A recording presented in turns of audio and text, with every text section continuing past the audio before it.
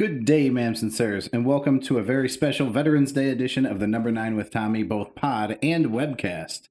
As our fan base continues to grow and we're steamrolling into our 29th episode, please note that and by our, I mean my co-host skill level, does as well. So now you can hate our points of view on two different platforms. Speaking of platforms, may I please introduce the man who might break right through one? It's date nights. That it is you. You haven't been introduced yet, though. It's date night's true son. That is, if date night gave birth to a hairy-knuckled, double-bubble, fat and angry, mad and zany man who blames me for being lazy. But that's just crazy. His days are packed with exercise. No, hold on. It's extra fries. I suppose it could have been extra guys or extra wide. He's poisoned. He's poised to leave me poisoned. He's hurried to leave me buried. He's fit to be tied, but not in any regular size. He wants a vagina so he can have a penis to hide inside. Tommy fucking Washington, what's been up, man? How are you? I'm good, man. That was probably one of your better intros, Pat. They are all amazing. I don't know about that, but I thought it was pretty good. What have you been up to? You've been off the last few days? I have been off the last few days. It's been wonderful. You haven't done a fucking thing, have you? That's not true. I went for a hike at White Memorial. It was, so have you ever been to White Memorial? No. You can choose the path that you go on. Like there's this big map and it's all letter marked, right? So Emily sends me to pick the path, which is a no-brainer. I'm going to pick the shortest fucking path available. Like if they have a 100-yard dash, we're in. Yeah. So I'm looking through the paths, and there's some that are like a quarter mile. I'm like, this gag won't work. You know, like she'll figure it out immediately when we get to the end. And I'm like, oh, look, we're back at the car. Time to go home. Let's have sex. So I picked one that was like 1.6 miles. But here's what I didn't account for. The hills? No, I'm not capable of following a path because they're just marked on the trees, right? So the only color we saw the entire time was light blue. So the light blue rectangles on the trees indicate that we are on the path that we're supposed to be on. Only we weren't. Our path was yellow. So we chose the 6-mile path. Nice. And we figured it out about 3 miles in. And I was like, fuck. Well, you might as well not turn around. Yeah, not 3 miles in, but like, yeah, I guess a mile and a half in. And I was like, well, what do you want to do? Because there's all this water over here on these paths. So maybe we could cut off into one of those. And she was like, yeah, I'd love to see some water. So we changed direction. And we still, we followed blue squares. I don't know what the fuck I did wrong, but I'm not good at following instructions. Apparently. So, Pat, you want to introduce our guest today? Yeah, apparently this is going to be a long-winded introduction. I didn't write an introduction because I had previous... Oh, hold on. This You gotta be kidding me. That's my Facebook, bro. Jeez. What the? So I had You written... didn't screenshot it to get ready to read it? There was way too much to screenshot, bro. Yeah, it's like 4 screens long. You guys better sit down for this one. So let me see if I can just pull it up. There we go. So instead of an introduction, I guess I'm going to read a Facebook post I made today in honor of Veterans Day. So here goes. It's been over 2 years since my last post on Facebook, since the last time I put an independent thought into the social media platform at all. I haven't commented, not once. People have died, I sent private messages. People were born, I sent gifts to the door. A pandemic left some of us battered. Senseless killing has torn us apart, leaving only our fingers pointed at one another behind. An election dragged out. But today I get to shed a little light on it all, because today I highlight a very special and truly impressive accomplishment. On November 1st, 2020, my brother Steven's retirement papers were officially put through and in the works. This seems like a big deal, sure, but you have to understand the magnitude, and Facebook isn't the place to talk about where he came from. Let's just say the challenges that he was born into were nearly insurmountable. Instead, let's look at what he's done while earning all those military accolades. Stephen is both a younger brother and an older brother. He's a son and a father. He can make people follow his lead, and he can follow directive. He's college educated, but he never lets a good fart go unpushed. He's the smartest person I know, and can still put things in terms that I can understand. He's balding and handsome. A burn. He enjoys learning, but excels at teaching. The first time he deployed, it ripped me to shreds. The I'm not allowed to say where or for how long is something no human was built for. Ask him sometime to tell you what that phone call was like, because he loves to tell the story. The last time he deployed, he did me a favor that most people wouldn't be capable of, and at a time that I needed him more than most people would be able to imagine. I can't put into words how very grateful I am for that magic trick. He's open. Son of a bitch, I got kicked out of my post. Hold on. We're going back. This is what happens every episode. This is bad. This is bad. Oh, there you go. He's opened his home to his brothers when they were in need. As a result, there are 5 productive members of society who, without him, very well could have fallen to the evils of this world so cunningly placed in front of us. He refused to let his family down. For that, we are incredibly grateful. He opened his mouth when it was time to speak and his ears when it was time to listen, a skill many of us could stand to learn from. He shows respect to all people and for the country that he spent his working life to defend. Losing respect for one another leads to a very dangerous place. He's one half of the most successful marriage anyone in my family has ever seen. At points, they staggered deployments, and as a result, each has juggled with a few test runs at being a single parent, at what being a single parent would be like, anxiously awaiting the return of their partner. He's father to 3 beautiful children who are capable of holding intelligent conversations and who understand the difference between right and wrong, all of whom have this incredible roadmap to follow now. Their success will be greatly credited to their father. There are so many accomplishments that this family has had, too many to name for sure. But, either in the headlines or in the footnotes, Stephen's name will be there whenever one's discussed. We are also very proud of you, so proud to have been a part of this wild ride. We will not, under any circumstances, miss the deployments or the stories or the lasting effect that they've had on your lifespan. We will, however, enjoy every day we have together. But I suppose the next 20 years, that's an alarm. That doesn't count. That's an alarm. That's rough. I suppose the next 20 years will be just a little more relaxing. Food will taste just a little better. Laughs will be a little heavier. Hugs will be a little tighter. We'll be sure to never miss an I love you when hanging up the phone. We owe a lot of that to you. If superheroes were a real thing, Smash would be incredible. But they aren't, so we're left with plain old you, just a regular hero. I love you so much, and congratulations on your retirement. Happy Veterans Day. And since you're on the podcast, Stephen, what's been up, man? How are you? Oh, well, great. Not much. Thanks for having me on, guys. It's a pleasure to be here. Super excited. Super excited to have you on. A lot of words there, Pat. I will tell you, though, today, being at Veterans Day, we got a free meal by a chain restaurant. I won't advertise, but it was, a chain that we've all been to and might have had baby back ribs in their jingle at one point. Nice. Yeah, afterwards, though, I don't eat out very often. And when I do, I eat relatively clean. So I had this big, greasy bacon cheeseburger because fuck yeah, America. Yeah. And then we went over to Home Depot, and I left the fart unpushed because I was scared. Right before I ripped one down the aisle at Home Depot, that I was wearing not only shorts, but boxers. And there was nowhere for this to go other than to the floor. Yeah, gravity has that effect. So I just clinched and headed home. You don't want to drop lumpy farts. That's a bad play. Yeah, real bad. Yeah. All right. Well, Steve, welcome to the show. We're excited to have you on. I think we're going to have a fun hour or so here. First, we're going to do half an hour left after that intro. Yeah. Jeez. I read that today when I was at work, and what I forgot was that I took up my entire hour-long lunch break. So you took my whole glass of scotch. I have to pour a second now. Right. Yeah. I sent that to my brothers before I put it on Facebook, except for Steven, of course. And they were all like, hey, that's really cool, man. A little long, though, don't you think? Yeah. I saw what Hulk there put on the post on Facebook. So let's do some mail time real quick. Facebook, I have to actually actively go get on a computer and log in. So yeah, I'll have to go back and see. You don't have the app? No. Oh, okay. It's a matter of watch The Social Dilemma.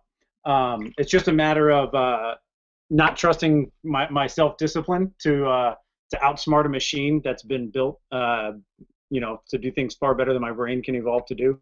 Makes sense. So I'll just make it have to take effort to go check social media, and then I don't do it as much. Yeah, the problem for me there would be if I had to make effort, I would never do it. I would just be done. Your brain would be much happier for it. Yeah, that's true. All right. Yeah. So Stephen, what's happening is we're still live on the YouTube, but on the podcast, Tom has paused it because he's cutting it up into segments so we can put like intro music into the segments and stuff. Yeah, fair. You want me to go get my guitar? I can play some intro music as well. All right, show off. Mom's not here, asshole. Shit, I lost it. If Mom was there, she would verify that I am the number one. I don't think she would. I told Mom you were going to be on the episode, and she was like, I guess that's what I'm going to skip. Yeah, right. She said, oh, that'll be the first one I listen to. Well, that's not true. If I did say something, she would have been like, you and Tommy are doing a podcast? And then, texting me on the side for years. So it's fucked up. All right. Pat, did you want me to get that picture out now, or do you want me to save that for later? Actually, I think you put it away for safekeeping. You don't want to lose that. Otherwise, you may get your ass handed to you by your wife. Put it on right at the end, and I'll make it the thumbnail so everybody sees it when they come to, like, it's the first thing they see. All right. Good. I'm glad you guys know how technology works. He's like 185, 190 pounds. In that picture? Yeah. Yeah, he's easily double what he weighed there. Dude, I wasn't 185 pounds in high school. Oh, I was in high school in that. Yeah, you were like 15. Oh, fuck, I really was 185 pounds in that picture. 180. Yeah. That was a long time ago. When I called you, it would have been on the 25th of September, 2001. You were 16. Insane. And you had gotten married by that point? We got married on the 23rd of September, 2000. Okay, got it. So when we left for New York on 9/11, I got home on the 22nd. We had our first anniversary on the 23rd, and I left for Afghanistan on the 25th. Well, that's romantic. Yeah. Yeah. All right.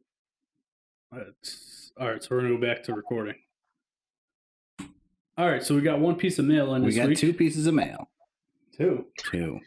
Who's the second one from? The Little Defect. I'd say I know I sent one. Hold on, did she send it to your personal email or your Steven, I think yours is on the last podcast.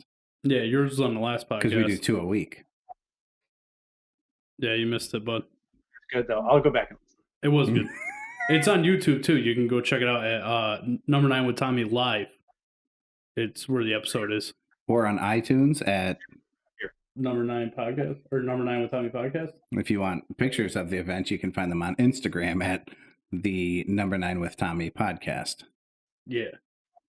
Did she? Were we not going to plug right there? Reviewing? No, she emailed it. Check the email, bro. What, she just emailed? No. Yeah, she did. Oh, that's not fair. I didn't have time to set that up. Well, I mean, it's there All nonetheless. Right. Well, then you're going to have to read it. With a fucking brilliant answer. All right. So our first email comes from Dip Dizzy Whizzle. It also has a nice picture of Pat that he sent in. I would like to start off with Would You Rathers. Suck ass. Look at Steve's face. Son of a bitch. Let's start a new segment. The tile. That says tile. It's supposed to say title. Yeah. The title will be Would You If. Here's the first question. Would you have sex with Caitlyn Jenner? If you did, you could have sex with all the daughters, together or apart, your choice.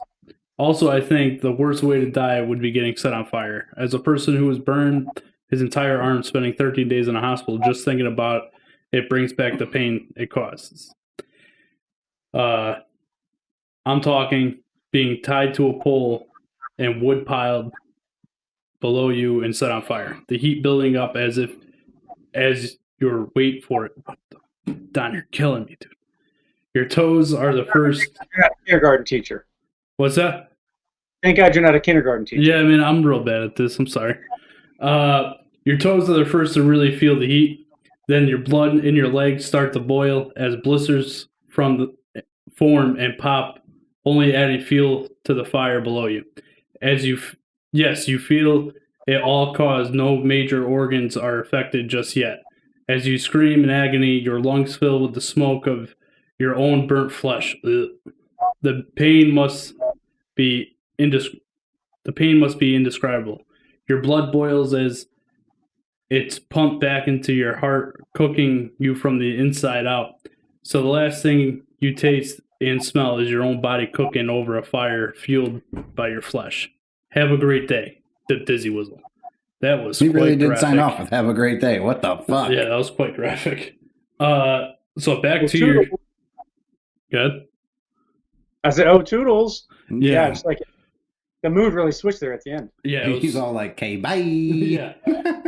So back to his question: would you fuck Caitlyn Jenner if you could bang all the daughters? Here's why the answer is no, and I want to be unbelievably clear about this because there's not much I wouldn't do for a shot at whatever that fucking 20-year-old's name is. Oh, I thought he was going with the Caitlyn Jenner thing. No, Kylie maybe? I don't know. They're all young. I don't know. And I would say pre-surgery because I don't know what she looks like right now because they get so much surgery. But fucking Caitlyn Jenner would be equivalent to fucking Khloe Kardashian because they are both hideous. Chloe's more attractive now than she was. But the question really is, would you fuck two girls that look like dudes or in order to fuck two good-looking girls? And the answer is no, I would not. I think you're missing the question, Pat. The question is, would you fuck a dude to fuck any number his hot daughters? If they were hot, maybe. So, like, I don't know what that badge feels like once you flipped it inside out. The answer, it's still a hard no for me. Yeah, no, I get what you're saying. So that's a good point. I am curious. I wouldn't want to walk by any member of that family on the street. Not since Robert Kardashian took evidence from the OJ murder scene. I just want nothing to do with those people. Oh man, he's bringing up OJ shit. Yeah, right. So thanks, the Dizzy Wizzle, for the feedback. That's an interesting point. So prior to that, I mean, is Bruce Jenner gay? Like that I don't think that the two go hand in hand. Like he identifies as a woman. Yeah. Does he hook up with women or dudes at this point? Nah, well, yeah, I don't think that's necessarily the point from his perspective, right? It would just be that he is the person he's always felt like he was.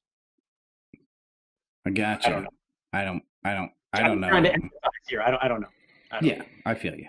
But the answer, nothing to do with Bruce Jenner, unfortunately. The answer is those girls are ugly. And no, I wouldn't want to fuck them. But you don't have to fuck Khloe. It doesn't say you have to fuck all four of them. Oh. Oof. Well, that brings things into a different run ahead and get pick of the litter. Yeah. Okay, so like I could take Kylie and Kim. Yeah. But listen, I've seen Ray J's cock from the One Night in Kim video, so I got nothing there. Trust me, she's not having a good time. So really, it just comes down to what do I want to bang one good-looking girl? We're talking about Courtney's hot. I don't know which one that is. She's the one who's married to the Scott dude. Yeah. Yeah, I'm still gonna go no. The fact that you had to think about this much is... Listen, it has nothing to do with anything other than me being respectful and trying to answer Donnie's question honestly. Yeah, I answered it honestly real quick. Yeah, but then you changed your answer to no. It was no the whole time. Oh.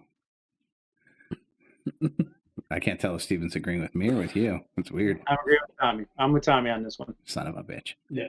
So let's read Little Defect's email here. So Little Defect wrote in. So while listening to episode 28, would you rather swim a mile through shit or dead bodies? First of all, a mile is a pretty long swim. I can't imagine your tubby tushies making it through either way. Fucking bitch. Yeah, that didn't. The fuck. But I had this epiphany while you were discussing your options. Using a dead body as a boogie board, which is the only logical thing to do. It's the only hope for you two fatties. Patrick, I'm concerned about your cholesterol. Please go for your follow-up appointment. You guys are great. Kay, love you. Bye. So I guess never mind. Sidebar. First of all, it's a body board, not a boogie board. It's I not agree. 1983. I was gonna start with the bodyboard boogie board fiasco.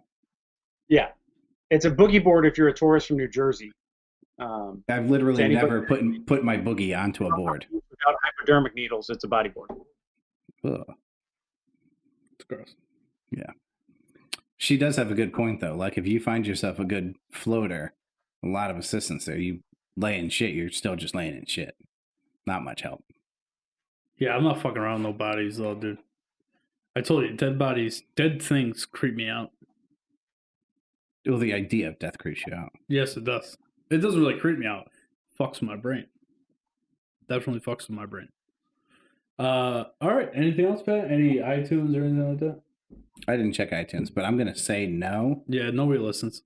It's not that. It's that not a lot of people on iTunes are writing reviews. All right. Well, again, we appreciate everybody writing into the show.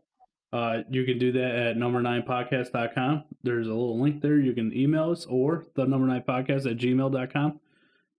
Twitter at number9pod.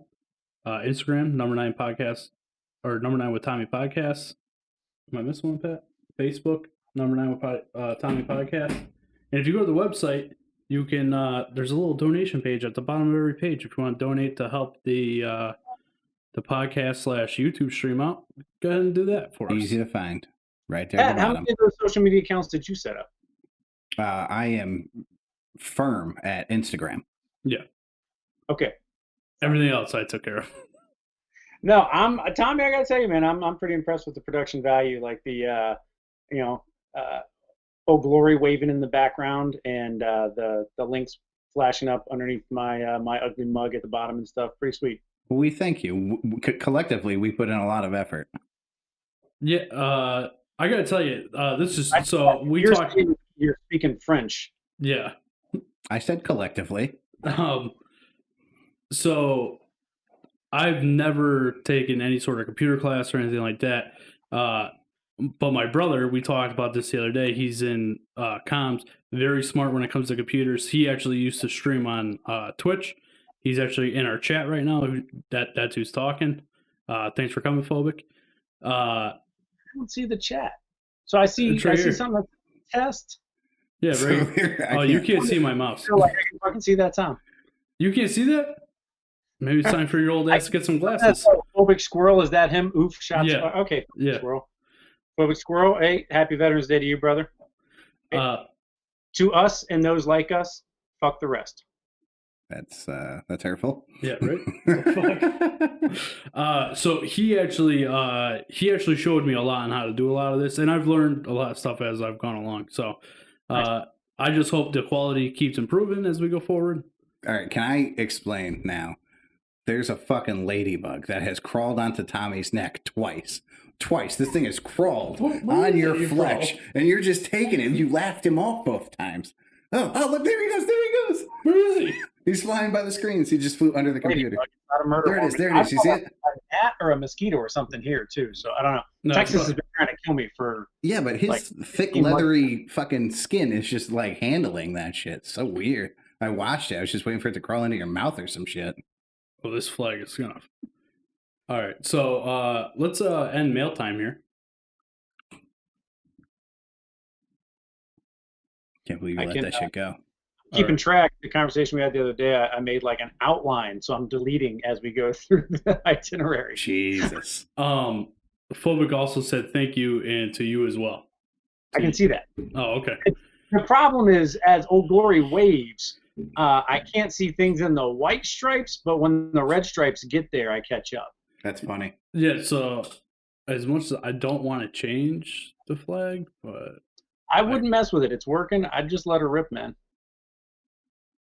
Could you change the font color to black? No, because it's embedded in the thing. And have you tried rerouting the encryption? What? I don't know.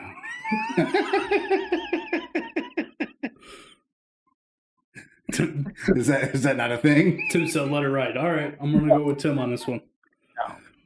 No, we don't route encryption. That's good though. That's funny. But we'll also get a laugh out of that. Did you try to reroute the encryption? I will say, like, I've been busting Pat's balls as bad as you do about his lack of preparation, but his rhymes are pretty dope. Yeah, they're all right. They're okay sometimes. Right. Listen, we bust Pat's. He's like two redheaded M&Ms. I'm like Eminem. Yeah. What's up now? I'm like, I bust Pat's balls about his preparation for it, and he's always late for it. But Pat brings a lot of great ideas to the show. I wasn't late today because Tommy's wife offered me dinner. Yeah, if but I came you were on time. technically late, man. Like I was having a panic attack again because you weren't here at 6:30. Don't be so soft. All right. Pat could make a living in marketing. Yeah, he has really good ideas. If he could just learn how to market our podcast a little bit better, like to the world. He has bad taste, but he understands other people's taste. It's true. So, did he tell you about his hollow Chris Weemus room or whatever. Holla Chris Weemus, bro. Yeah, whatever the hell you call it. Yeah, his kids are a big fan of it. He did. Yeah, that's Pat's taste. They're such a big fan they have not mentioned it to me. Really? Really? I'm gonna text. I'm gonna Oh text. my I'm God, you're gonna surprised, text the dude. boy child right now and tell him he better start talking. All right. You were kidding when you like feigned surprise there, right? What happened? Nothing. Never mind. What do you say? Hit the vape off like that. Yeah, hit the vape off. We're not on the thingamajinger right now. We're only on the other thingamajinger. Tim, the guest today, this is Steve. That's Pat's older brother. You're a captain, correct? Major. Major in the Air Force. He's stationed in what base? Laughlin. Yeah, that one. Sunny Del Rio. Yeah, a little bit south of you there. He will be retiring soon. If you're a little bit late, Pat did a nice little tribute to him in the beginning of the show. He's going to be retiring soon, and we figured since it's Veterans Day, and he was willing to come on a show, and you weren't, we had him on. Miyagi Did you just catch a fly? ate it I'm too. pretty sure I missed it, but we'll see soon. We'll see Jeez. if he comes back. Hey, thanks, brother. All right. So we're going to start recording this again. And Steve, from here on out, you're in charge of the show. Wherever you want to go, you tell me. I feel like you might have put him on the spot with that one right there. I told him that the other day that he was going to... To me, yeah. So I was told to bring something. hold on. I got to start recording the podcast. You're what? I got to start recording the podcast. Oh. Ready? We're doing the live stream live the whole time. The podcast, though, he's got to hit the button. I understand that part. Okay. Yeah, he gets it. He'll click it and give you a thumbs up. Or I'll just be like, I'll start talking or something. You could also, even if you just started recording later, then cut it and edit it. Good news. He started recording. And I'm going to leave it in. Leave it in. I'm going to leave it in. That's great. So Steve, from here on out, mail time's over. You're in charge of the show. Whatever direction you want to go, you tell us. I'll put the clips in for the music, and we'll go from there. It's your show, bud. So I'll go ahead and start with a Veterans Day tribute, since that's why you guys decided to have me on anyways. So to all my brothers and sisters in arms out there that might be listening, or that might find this in 5 or 10 years and go back and listen, happy Veterans Day to you. It's a pleasure and an honor to serve with you and to serve for you. Special shout out in heaven to Clint Field, Austin Gates Benson, Kyle Furry, and Adam Jakimick. That's a long list, bro. Oh, it's a tough life, but it's rewarding and it's worth it for those of us that get to kind of bear the weight of it. So yeah. It's also worth it to not have to bear the weight of it because you guys have. Thank you for that. Yeah, true story. It's a weird kind of generation of veterans, right? Because it's not like World War II that lasted like 4 years and there was 16 million dudes that were called into service and all came home. Like everybody was a veteran in the generation, unless you had some kind of medical issue, right? Yeah, it wasn't exactly a select few. Right. Vietnam had a draft. Korea had a draft. We're an all volunteer force. So, roughly 1% of the population will ever volunteer for military service. So it's interesting to like walk through an airport and someone sees your backpack and says, thank you for your service or something. I go back and forth with that one, right? And sometimes I'm in a mood that it's just like, wow, like it's so amazing that people support. And then one day I'm in a bad mood because I saw something on the news and I'm like, you don't even know what service means because, it's America. And as long as you can get your 65-inch TV at Walmart, you don't give a shit about us. So yeah, I go back and forth on that, because I'm human and I'm a flawed person. But it's an emotional event to like do something since May of 1998, and then Jesus, now I'm looking for a job. You know what I mean? So Yeah. it's a weird time in my life. Hey, let me ask you. There's more to life, right? So I'm looking to see how the other half lives. And You've only done one of these two things, but this question just popped into my head, and I'm going to ask it, and we can even volley some answers. Phobic, you're on the text. Feel free to chat in. What do you think is worse, being in an active Warzone, which to me is probably the least enjoyable thing I can imagine, or being in prison for life. I mean, because both, even a life sentence has an end. You're eventually going to get out, but at least in a war zone, you have some pride and you have some family and some team. You have some people behind you. What do you think would be worse? I think you have that in prison too, right? Like whether it's the gang you fall in with or whatever, right? There's still going to be a team. People find ways to they find their tribe, whatever that tribe kind of looks like or is wherever they are. You and Tommy found each other. I find veterans when I go places. I find people that like to surf or like seafood, or you tend to find your tribe wherever you are. It's just a matter of the human condition. But yeah, I mean, yeah, I wouldn't want to be in prison. I wouldn't want to be in the American prison system. My gosh, is it jacked up? And I'm gonna make things for rich people to keep getting richer while I'm basically slave labor to the True. yeah. I don't like the privatized systems and everything. Yeah, prison's definitely worse. Until What Fulmer just came 95% into- of people That's in fucked prison up. never even saw the inside of a courtroom other than to sign a plea deal. Like we're just bullying people into signing deals, at varying levels of guilt. Like I don't know. I signed up for this, and it sucks at times, but it's also like the pride of my life at times too. So yeah, prison's definitely worse. Well, I I've hope got that. Dude, I've got pictures. One popped up the other day on Facebook of one of my guys that his baby was born when we were in Afghanistan. So it's like 11 o'clock in the morning. It's funny because everybody's like standing around in battle rattle, and we're all smoking cigars, and just in the middle of the day. It was just like stop everything. A baby was born, and we're gonna stop what we're doing, and we're gonna like cherish this moment together. That's pretty cool. Yeah, that stuff like in a good way like stains the fabric of who you are. That's fantastic. Yeah, that's a good, I don't know, 15-minute break, whatever you guys took, hour. Yeah.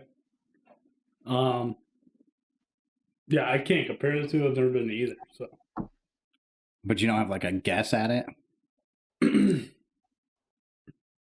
Well, I don't know. Two of the smartest people I've ever met told me right now that prison's probably worse. So I'm going to go with I'd rather be in the active battleground. Yeah, I mean, you can't really debate with those two. No, they're pretty smart individuals. All right. Either way, you're always living with the idea that my ticket might get punched any moment. Yeah, well, I mean, not for nothing. I mean, that's how.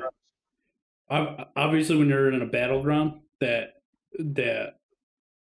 increases significantly, like the statistics of your ticket getting punched. But that's I think that's how everybody should live their life, right? Is that you never know when it's over.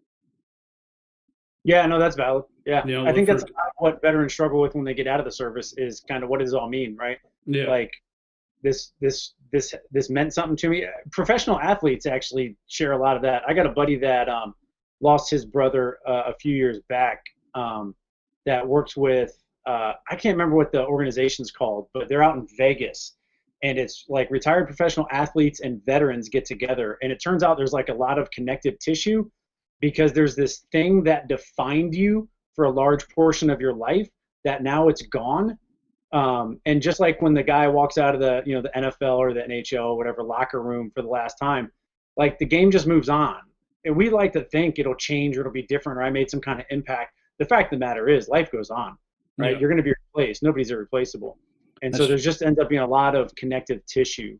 I can easily see a ton of truth in that from both sides. Like a basketball player, we'll call it, it doesn't matter what sport, but let's call it a basketball player, can be the best basketball player in history. Take LeBron, take Jordan, okay? They didn't really change the game. Don't get me wrong, in the future, kids will play differently. More kids will be interested, but basketball still has the same rules. Basketball, it still lives by the same standards. So they really didn't have the impact that they felt they were having while they were having it.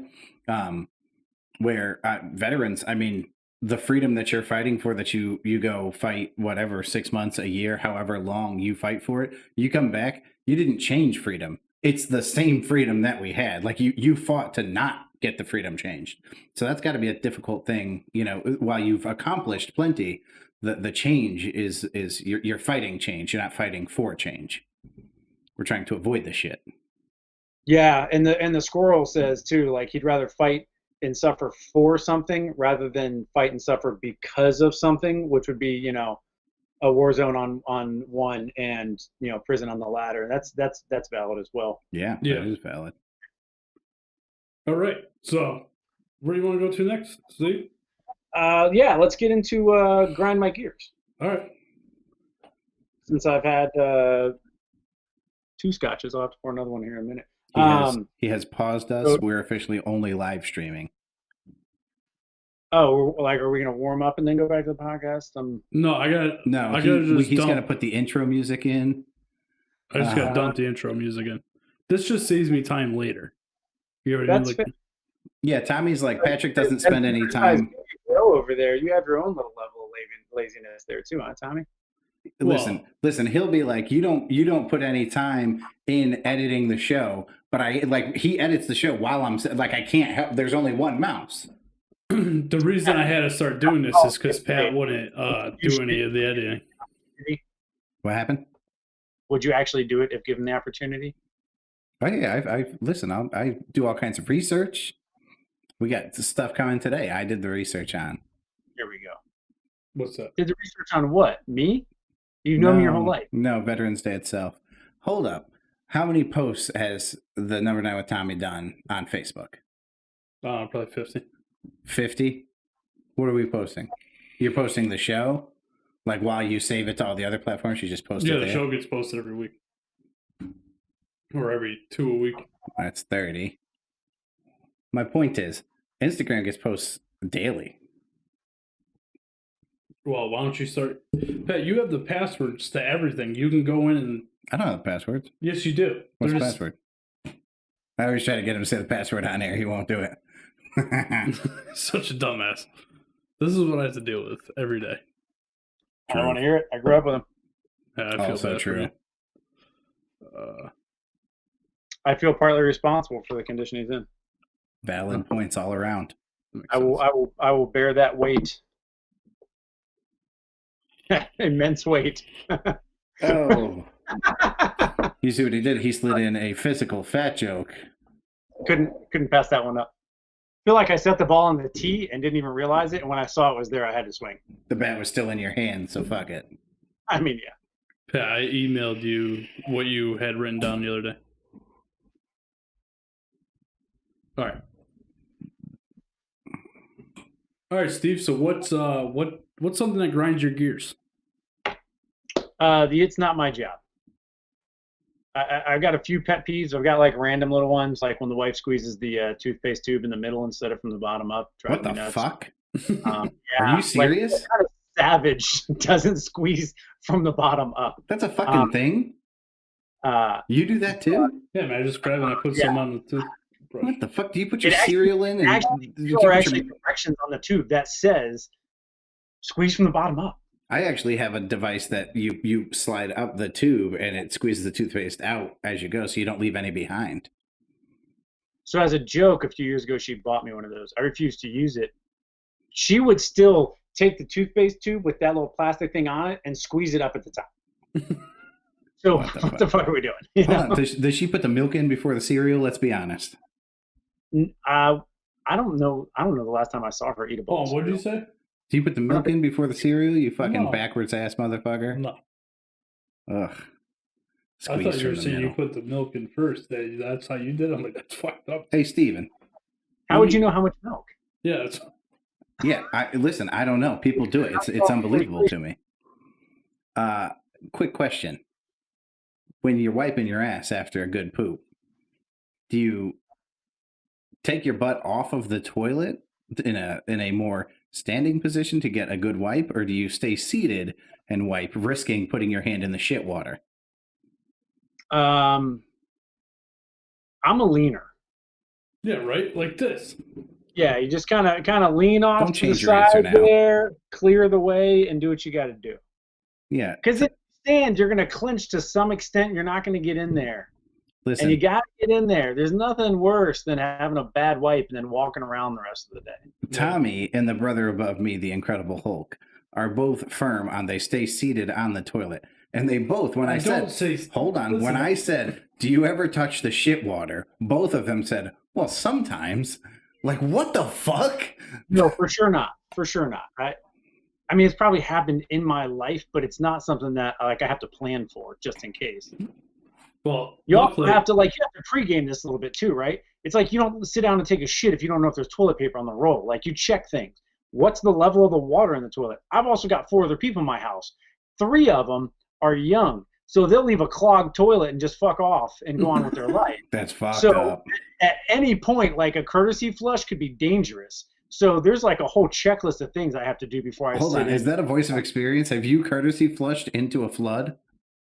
It's happened. Oh, it's happened. So your pants are touching the ground, your shoes are on the ground. I can't argue with a bidet. We had one. Here you go.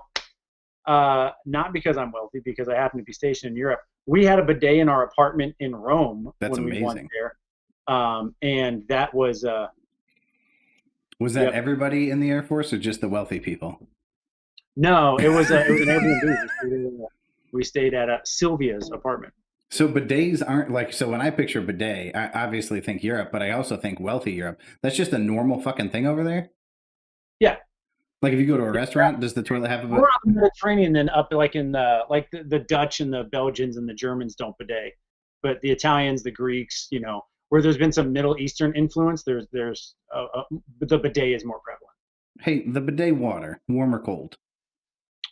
It's the same temperature. Yeah, it's cold. I mean, yeah. Oof, I don't know. That doesn't sound that great. I gotta tell you, on my hemorrhoid, that would probably feel amazing. The sphincter's the second fastest thing in the world. What's the first? The cold drop of water that gets in before it shuts. Nice. So back to it's not my job. There's a whole line of it's not my job, because it's not just the one guy that paints the yellow line across the roadkill on the highway. It's it's the entire we outsourced a certain part of a process, and now Bobby doesn't know what Sue does, and it's not necessarily, they don't mean to give you it's not my job, but nobody actually has a whole job anymore. Everybody has 20% of a job, and they don't know what the other 80% entails. They just know they have to pass you off. Yeah. And the whole mystery of it just drives me bananas. It's so in any employee handbook that I've ever seen, and I guess I've read through 3 of them really, but at the very end of job description, it very clearly says, these are your responsibilities, along with any other responsibilities that are assigned to you at the time that they're assigned to you. It's not, because I hate the fucking it's not my job thing too, because in my head, especially, so I managed the automotive place, and I'd be like, hey, go clean in the corner. And they'd be like, well, that's not my job.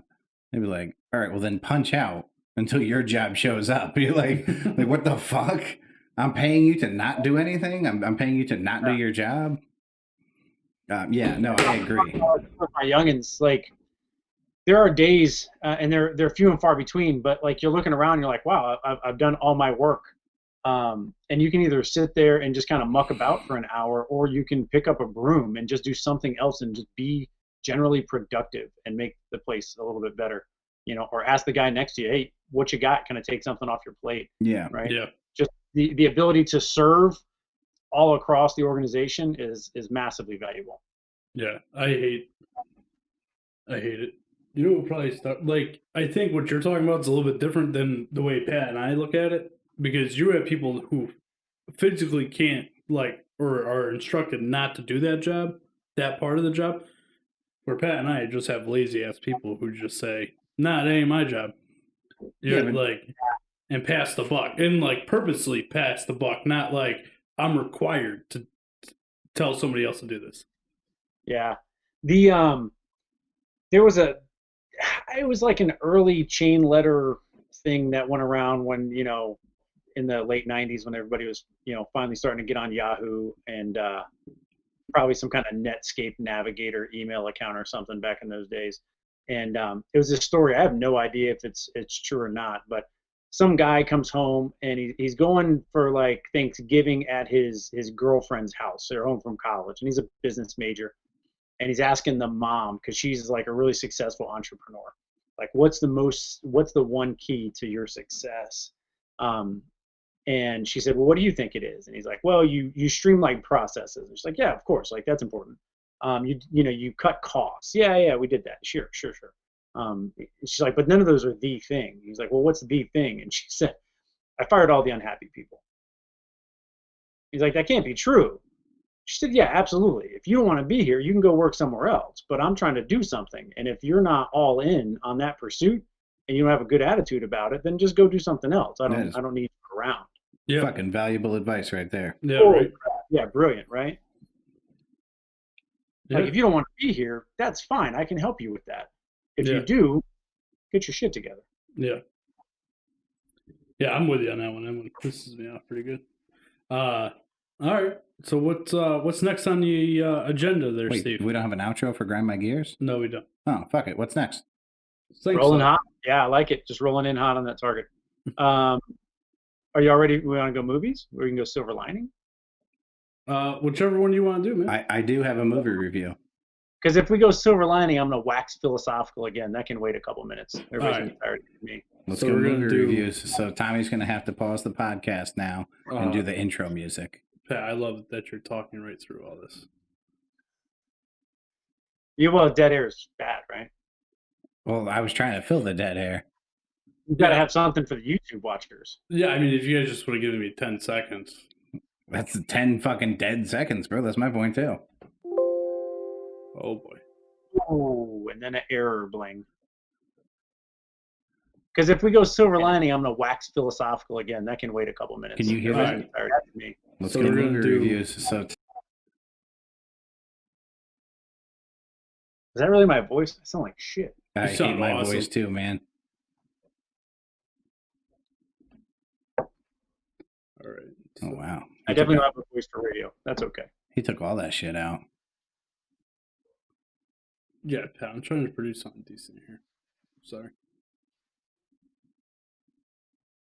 You guys can fill dead air, though, while I'm doing this. Oh, now we're allowed to talk. He was concentrating there. So, Pat, how was your day? It was good. I didn't get a lot accomplished today. I did Instacart, so technically I went grocery shopping.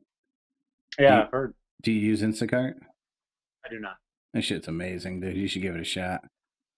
Surprise. I am. Huh? I'm perfectly capable of going and picking out food. Yeah, but so and is I'm really particular about my produce. Like, I don't bring me like fucking brown lettuce or something. So that was my fear, right? I was really afraid that the produce is going to be fucked up. They pick the nicest shit available, I swear, every time. So do you tip them well then? Yeah. Okay, that's good. I don't tip them at all.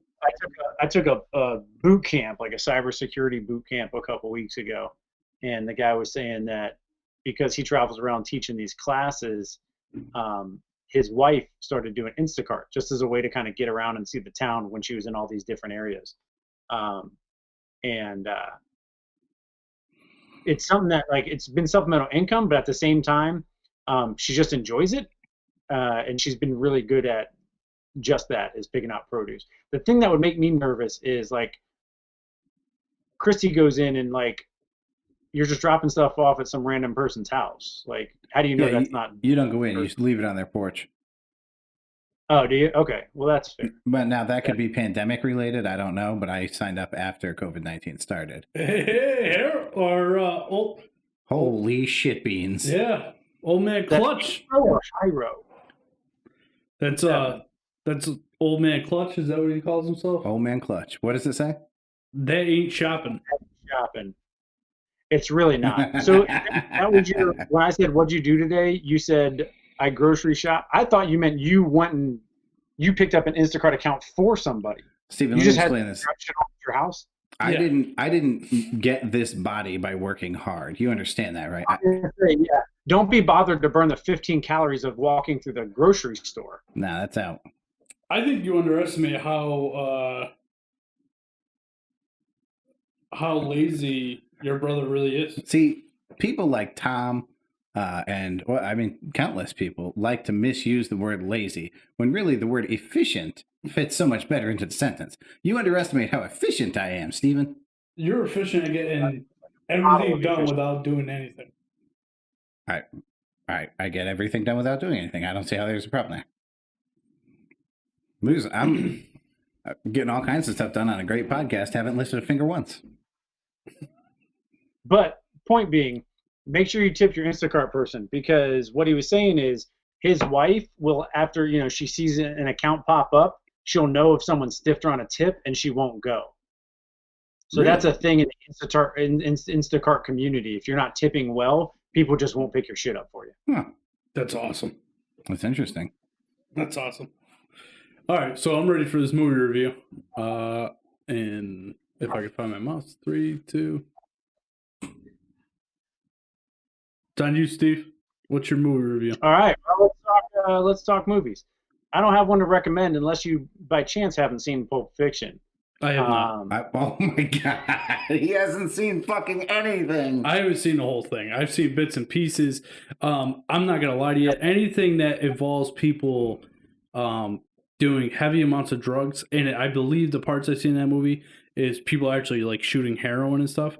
That one fucking person. That skews me up to a point where I do not want to watch it. You get to see. No, that's fair, because addiction's real. But the writing, the dialogue in that movie, it's just absolutely brilliant. And there was like a time before Pulp Fiction and a time after. Like, movies just changed with that one. It was a line in the sand as far as movies go. I don't disagree. So the dialogue in Pulp Fiction. I'm not saying it's the best movie of all time, but in a sense, it's like the Citizen Kane of its generation, right? You can go back now and people talk. Like, I watched Citizen Kane, I don't know, a couple months ago, because I had never seen it. Everybody talks about it's the greatest movie ever. Meh, right? But at the time, like, compared to other things, they talk about like the shading and the lighting angles and all these things that happened in that movie that didn't happen in other movies. It was just a watershed moment for the industry. I think Pulp Fiction's another one of those. All right, I'm going to put it on my list of movies to watch. And then you can listen back and hear it. It doesn't make any sense, right? It's like it starts in one spot, it ends in another spot. People that die in the middle of the movie are alive at the end. It's all out of order. And, like, it's funky, right? But just the sheer dialogue of it, it is really, really valid. Yeah, one, that's Tarantino, like the weirdness. But two, I'm all about dialogue in a movie. That's why I like slow, dramatic movies. But that movie is both long and drawn out, but also fast paced at the same time. There is action, but the dialogue, like the foot rub conversation, is one of the best conversations in a movie. He's dying over there. Did you mute yourself? It's not the same. It's not the same ballpark. It's not even the same fucking sport. Everything, the fucking, like the accident that happens in the car. I won't give anything away. That shit, the conversation that follows is fucking hilarious. I didn't mean to. That shit. Is that the movie where the guy falls asleep after he's supposed to ditch the getaway car? No. What car is that? And they go, oh, no, that was with Joe Pesci. He falls asleep driving to get... Oh, you know what? I think that was Casino. Never mind. I would say Casino's a good movie. Yeah, it's a good movie. I think Casino's the best of the gangster movies. Oh, man, Goodfellas is a great movie. Godfather 2. Really? Yeah. Tommy just watched Godfather 2 for the first time. No, Godfather 1. I never watched Godfather 2. You watched the first Godfather, yeah. Yeah. Which is fantastic. Wait, you didn't watch the second? No. Jesus. And I would disagree with you, Pat. The third one is a valid watch. It's not done in the same way as 1 and 2, but it was done later. And so if you go back, it's almost like watching an Aaron Sorkin movie 10 years later that just don't age well because he like writes a lot of like what's going on right now into his scripts. Yeah, I totally know who Aaron Sorkin is, but for Tommy, why don't you explain that one? Aaron Sorkin wrote West Wing. He wrote Newsroom. Oh my God, West Wing was so fucking good. Right, okay. But in 20 years, you don't understand the context within which West Wing was written. Right. So it just doesn't make sense anymore. It doesn't age well, right? Yeah. It's fucking brilliant in the moment, but it just doesn't age well. That's fair. Yeah, that one scene from Newsroom that went viral with Jeff Daniels there. That's the opening scene, right, to the show? Yeah, that whole series is awesome. Is it? Awesome. That might be Newsroom. And might Jeff be the one Daniels, I come watch. on. Like, how can you do that and Dumb and Dumber? How talented is that guy? Really? Yeah. Harry, your hands are freezing. Yeah, I watched him. It's a cardigan, but thanks for noticing. Do you watch Impractical Jokers? I've seen episodes. My wife is a huge fan. So Jeff Daniels did a show with them. Did he really? Oh my god, dude! It was what was it called? Who did the fart? So they had one of them in there, and he walks. It's somebody like auditioning with him, and he walks in, and the Joker has a fart machine. And he's like, "Don't let him know I farted." And he walks in, he goes, "Who did the fart?" It's one of the funniest fucking things I've ever seen in my life. It's hilarious. I got to my wife once in Walmart where she was trying to pick out like a greeting card, a birthday card, whatever. And she's just sitting there and she's going on and on. And so I saw this lady start to come down the aisle. And I just let one go quietly and walked away. That's awesome. That's fantastic. And then this lady and my wife exchanged looks. Yeah. Like, Some people feel married to me. I'm just lucky. So what's the movie that you want to review? I don't know. I wasn't done with Godfather 3. Oh. The reason Godfather 3 is watchable is because if you understand like John Gotti and the fact that the mafia had made it into major headline news, and there was like the old heads that were still trying to keep things quiet and the new guys that were running around New York in flashy suits and everything, that's the Godfather 3. And so it doesn't age well, but it is what it is in terms of what the public understood of the mafia and organized crime at the time. Okay. All right, And so so I gotta watch Godfather 2 and 3. I gotta watch Pulp Fiction. What else do I have to watch? When he comes through choppy like that for me, great just for the dialogue. The movie quality is terrible, but Reservoir Dogs is brilliantly written. Reservoir Dogs is so good dialogue wise, dude. If you only watch the scene where they're getting their names, oh my god, where they're talking about tipping the waitress at the diner. Yes. If you watch those two scenes, you're good. Yeah, Steve Buscemi is one of my favorite actors in history, all because of the crazy shit that he involves himself in. All right, I'll watch them all. Reservoir Dogs too. I've seen bits and pieces. I've never seen the whole thing. Yeah, it takes a left turn at the end that is, it's bad. It's hard to watch, but yeah, when they're going through the names and they are and at the diner talking about tipping or not tipping, absolutely hilarious. You know what movie I am gonna get around to? You know what? All right, we'll start it now, Tommy. All right, good. We'll start. All right, Steven, you get to be privy to the single greatest joke in the history of mankind. Oh, good. I'm going to tell the joke throughout the podcast from this point forward. So every time we switch segments, it's important that we all remember I need to tell a little bit more of the joke. Is this going to be a little bit like Dave Chappelle's backwards joke where you're like, I started with, I kicked her in the pussy? No. No, that's hilarious. Did you see his Saturday Night Live monologue last weekend? Yes. Fucking funny. I mean, he's brilliant and hilarious all at once and not at all. Like, it's just, he's really special. It's amazing how self-aware he is too, where he's like, it's not funny unless I throw a punchline, or it's not intelligent unless I put a punchline at the end of it, and then you guys give me credit for being intelligent. I was like, damn, that's a good point. Like, even that in itself. So he always talks about being at this little town. I grew up in this little town in Ohio. I live in this little town in Ohio. So I was sitting at a bar in Dayton, Ohio in January this year. I was there for a cyber course at Wright Pat Air Force Base. And me and a buddy of mine that I've known since like 2007 were bullshitting and telling old war stories and stuff. And this old lady sitting next to me just starts talking. And I can't remember. I said something about we ate breakfast at some restaurant over in Yellow Springs. And she was like, "Oh, that's that town that that one comedian owns like most of the town." Or she's the actor, that one actor, and she's nudging her husband. Who's that guy that owns like all of Yellow Springs, Ohio? And he's like, I don't know. He used to have a show, and then there was some legal issues. Like immediately, I'm like, Dave Chappelle, And yeah, that's him. It's That's like, holy great. shit. I'll go back for breakfast every day and hope I bump into him. Yeah, right. And they did a crab cake Benedict. It was like eggs Benedict, but crab cake I've instead of had Canadian crab cake Benedict. It's good shit. Yo, game changer. Yeah. So I'm not going to give you the title of the joke because I don't want people to go Google the joke. I've tried this and you can Google it, and I don't want them to skip to the end. So a kid's failing halfway through kindergarten. His dad says, anything you want, anything in the entire world, I'll give you if you pass kindergarten. The kid passes kindergarten, and the dad says, anything you want, anything in the entire world, I'll give you because you passed kindergarten. Kid says, I want a green marble. Kid's failing halfway through first grade. His dad says, anything you want, anything in the entire world, I'll give you if you pass first grade. Kid passes first grade. The dad says, anything you want, anything in the entire world, I'll give you because you passed first grade. Kid says, I want a green marble. Kid's failing halfway through second grade. Dad says, anything you want, anything in the entire world, I'll give you if you pass second grade.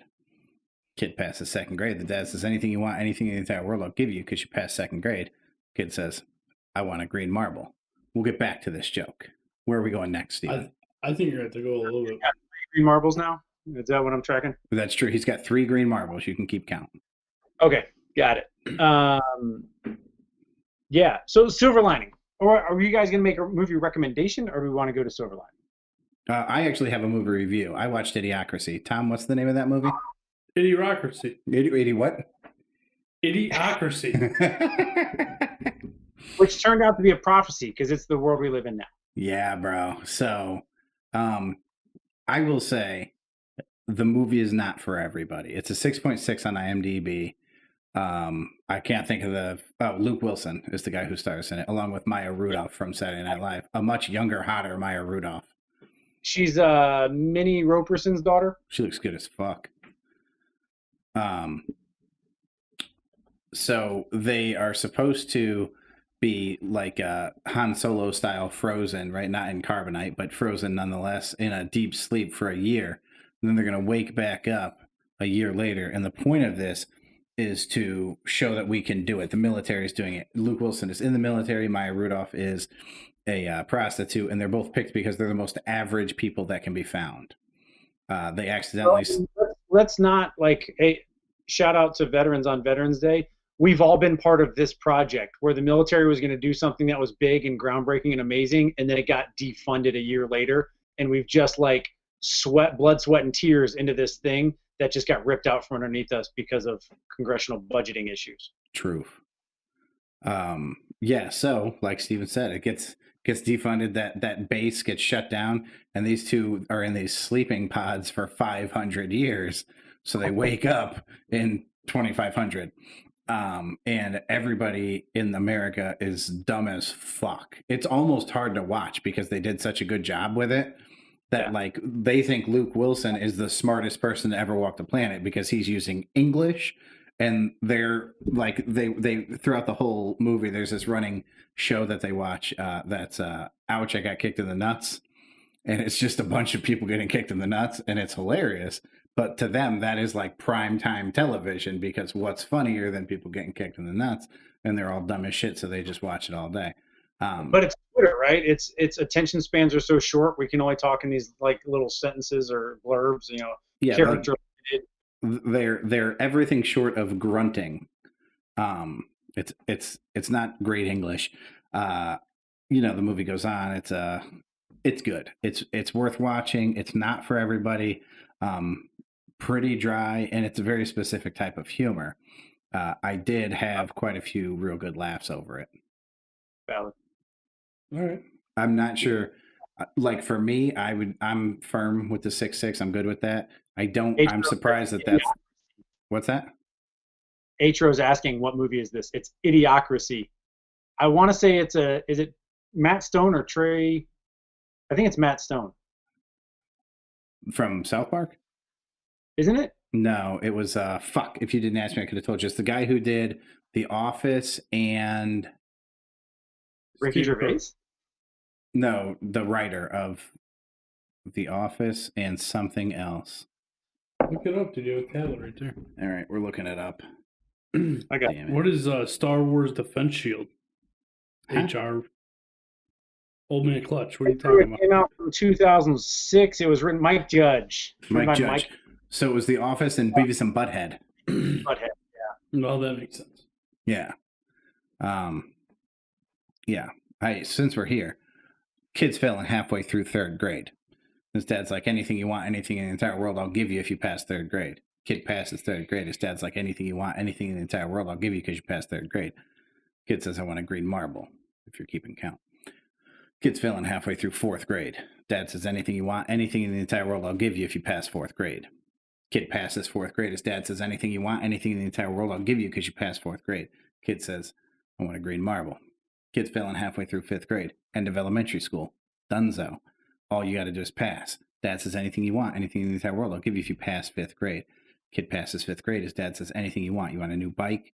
You want a whatever. You want a baseball bat, a glove, whatever. Anything you want in the entire world. If you pass fifth grade. Kid passes. I want a green marble. Back to the show. All right, so here, let me hold on 1 second.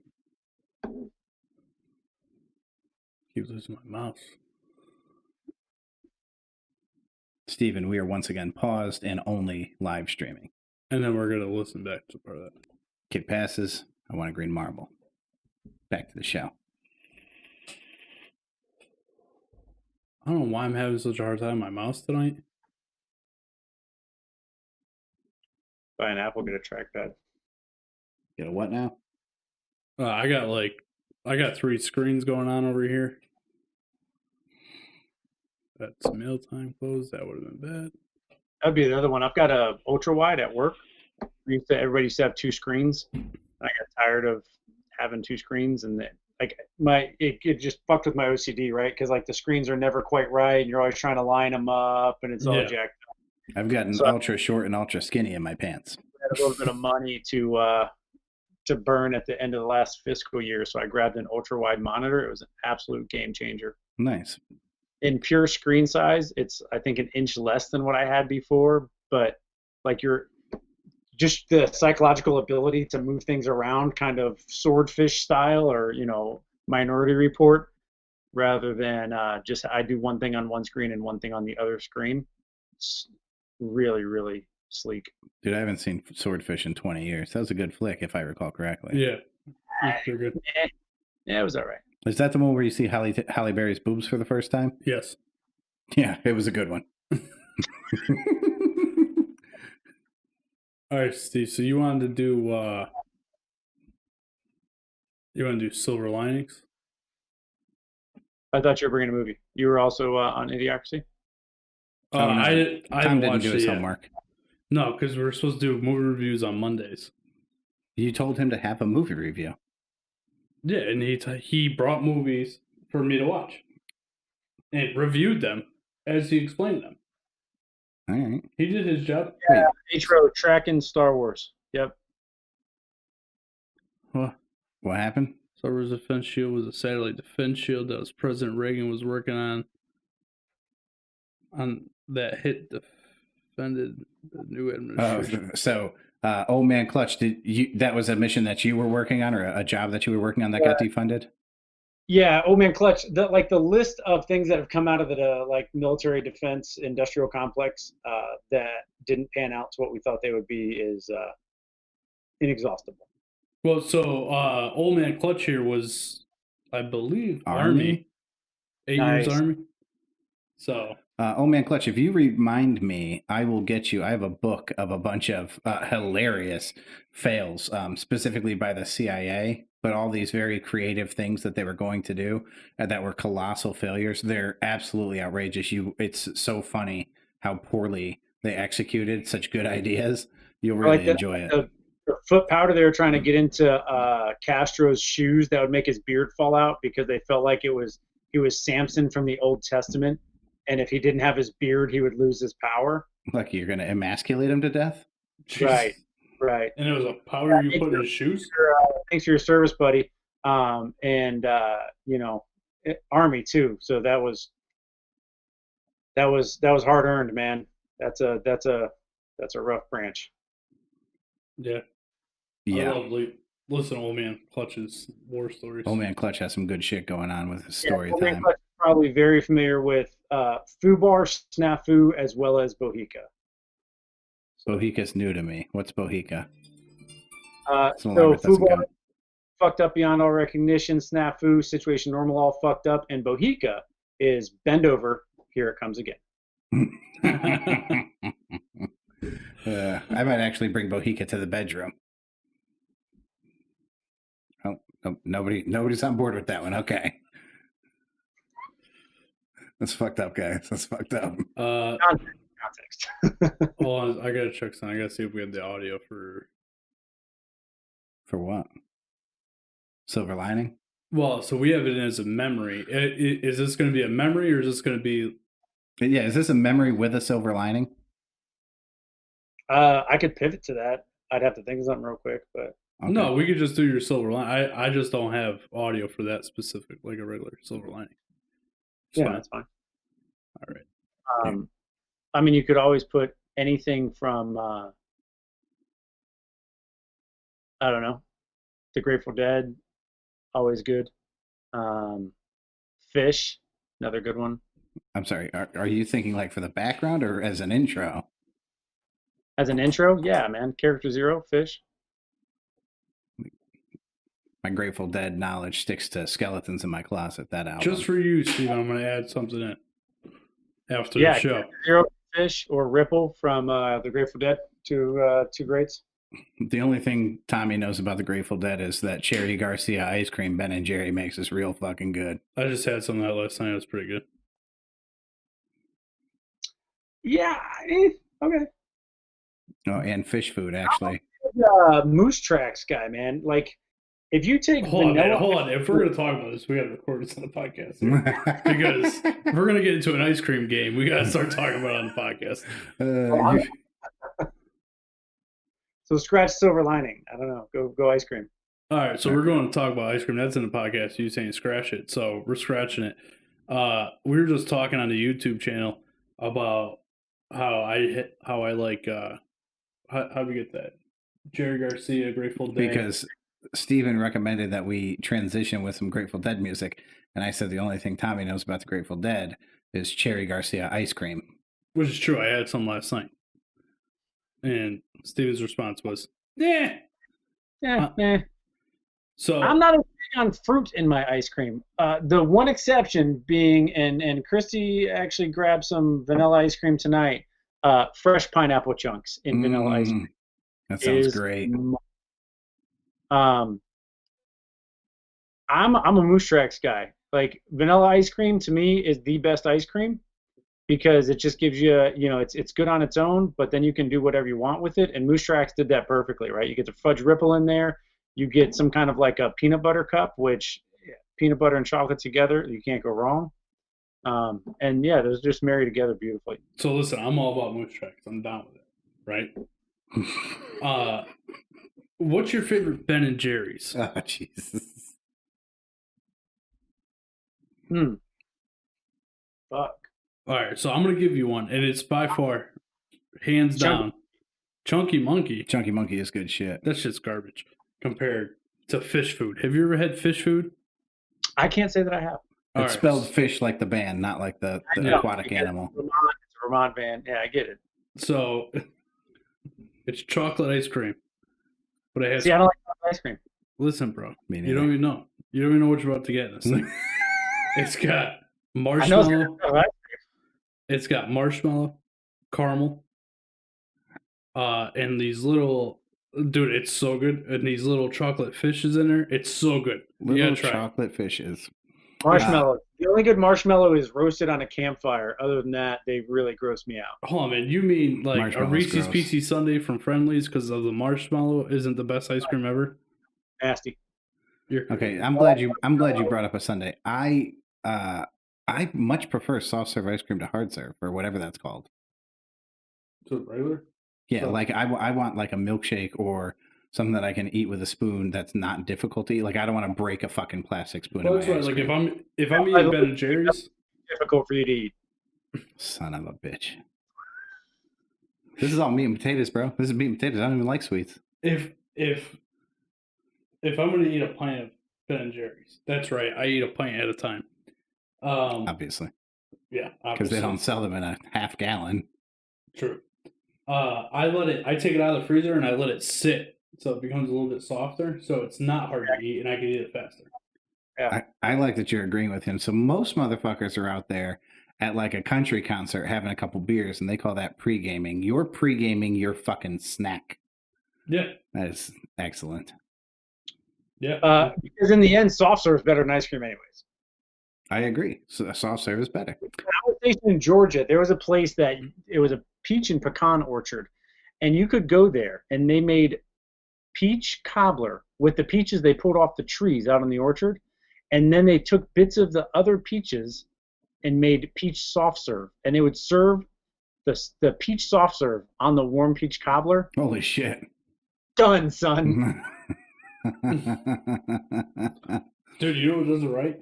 If we're going to be talking about like sweets. Have you ever been to Busch Gardens? You used to live right there. Not since I was a child, but yes. What's that you cut out, Steve? Williamsburg, the old country. Yeah. Right? They sell these funnel cakes, but they put ice cream on with whipped cream and chocolate. They are slamming. Right? And you can get them all, like they have an apple one, they have a strawberry one, they have a hot fudge sundae one. Slam. And they're like $10. That does sound pretty good. It's I would go there I would pay the admission to get in there just to get one of those funnel cakes. I've said that about fried Oreos at Lake Compounds. I would pay the admission just to go get fried Oreos. Fried Oreos aren't even that good. I'll tell you what, Pat, when we get to Virginia next summer, we're going to do season passes for the family to Virginia. You get a guest pass, so we'll go find one of those things. Hell Nice. yeah. I'm down. I'll make my parents get them too. We all can go together and eat funnel cakes. I like it. Funnel cakes. Big Bad Wolf, Loch Ness And Monster. on a roller coaster right after. By the way, the new ride down there is called the Griffin. Yeah. That's the roller coaster you want to ride. Hold on. Because I'm curious. Tom, you Don't have I a ride a weird roller thing. Tom's like afraid of bugs and horror movies and the dark. Do you ride roller coasters? Yeah, and I'm not afraid of any of those things. You're just not real comfortable with them either. Yeah. Well, the dark doesn't bother me. It should. Oh, real Jesus. Nice. No, I'm not going to sleep tonight. Thanks, dude. Erica, enjoy your nightlight. We got some chime-ins on the chat here about the ice cream. Miss Washington says, He supported the Cherry Garcia. Well played. well, to be fair, she's actually the one that turned me on to Cherry Garcia because Right. I'm a fish food guy. You're hanging on. Yeah. And old man Clutch there likes that chunky monkey. It is I good. bet you do. You want to tell us more of your joke, Pat? Yeah. We just finished 5th grade. 6 marbles for those that are listening. Yeah, at 6 all green, 6 green marbles at the end of 5th grade. Kid's failing halfway through 6th grade. His dad says, anything you want, anything in the entire world, I'll give you if you pass 6th grade. Kid passes 6th grade. His dad says, anything you want, anything in the entire world, I'll give you because you passed 6th grade. Kid says, I want a green marble. Kid's failing halfway through 7th grade. Dad says, anything you want, anything in the entire world, I'll give you if you pass 7th grade. Kid passes 7th grade, stays up, does his studying, that type of stuff. Passed 7th grade. Dad says, anything you want, anything in the entire world, I'll give you because you passed 7th grade. Kid says, I want a green marble. Kid's failing halfway through 8th grade last year in middle school. Dunzo. Dad says, anything you want, anything in the entire world, I'll give you if you just get through this middle school, get out of this funk, man. You got to pass. Kid passes 8th grade. Dad says, anything you want, anything in the entire world, I'll give you if you pass it because you passed 8th grade. Kid says, I want a green marble. We'll hold off for there. Let's move forward. All right. So, What, Pat, if this fucking joke doesn't go somewhere. Steven, this is the single greatest joke ever told. This joke has gotten eruptious laughter. I don't know if that's a word. Eruptious laughter. I'm pretty sure it's not. And I'm also pretty sure that this podcast isn't going to end. You're never going to get to the punchline. And you're going to be like, that was the joke that I just fucked with y'all for an hour and a half. No, I promise you, this joke has a punchline. it's so funny that it almost got me thrown out of a wedding. That's a true story. Pat, I can't see his emoji. Pat is something. it looks like a sideways face thing. I don't know. I can't see it at all. So, what do we have left? We act, silver lining. So you're all done on your stuff, right? I would say Pat is lying, is what Erica is typing now. Oh boy. So, Oh, yeah. wow. She is blue. I have some facts about Veterans Day, and I have a bunch of just random questions if we'd like to go through some. Yeah, absolutely. All I right. was gonna ask Steve to tell if he's fine with it. Tell his favorite deployment story that you have, if you have Ooh, one. I like that. Ooh, favorite? Yeah. Man. I think the one that's most easily relatable, because I've got some really funny ones from being a comm guy. I think they're ones that my wife tells me all the time, because I tell stories and I'm laughing, and then you look across and like other veterans or people that were there with me, they're also laughing, and then all the civilians are like look horrified. My wife's like, you've got to stop telling those jokes at dinner parties. It's just not funny for other people. I have personally been one of the horrified civilians that he was telling what he thought were funny stories to, and I was just like, what the fuck? That's my brother, bro. Yeah. But I will tell you, so I had trying to get a mint out here and it won't come. That's fine. So I was a medic when I was enlisted. So I've kind of had two parts of my career. I was enlisted for a while. I was a medic, did the deployment for the invasion of Afghanistan through Aerovac when we invaded Iraq. Went to college for a couple years, the University of Arizona, bear down, go Wildcats. You throwing up gang signs on the podcast? The what? You throwing up gang signs on the podcast? WC, Wildcats. And came back in as a cyber officer, a communications officer. So the funniest medic joke, though, I had a guy came haul-assing. Like, we're in a tent, right? And so if you've ever seen the old comedian, I can't remember his name right now, but there's an old comedian that's talking about, I went camping with my girlfriend and we got in a fight. And when I stormed out, it suddenly occurred to me, like, how do I express my anger in this moment? Do I just zip up the flap really fast? Like, instant gratification, just slamming a door. And here I am.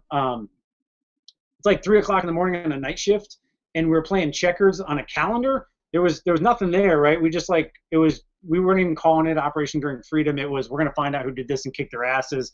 And so we just like packed our shit and left. So we're sitting there bored stiff, and we colored in a calendar, like last month's calendar, to make a checkerboard, and then took water bottle caps and made the blue and red Sharpie checkers. It's brilliant. And we're checkers on this thing in the middle of the night. It's just fuck all going on.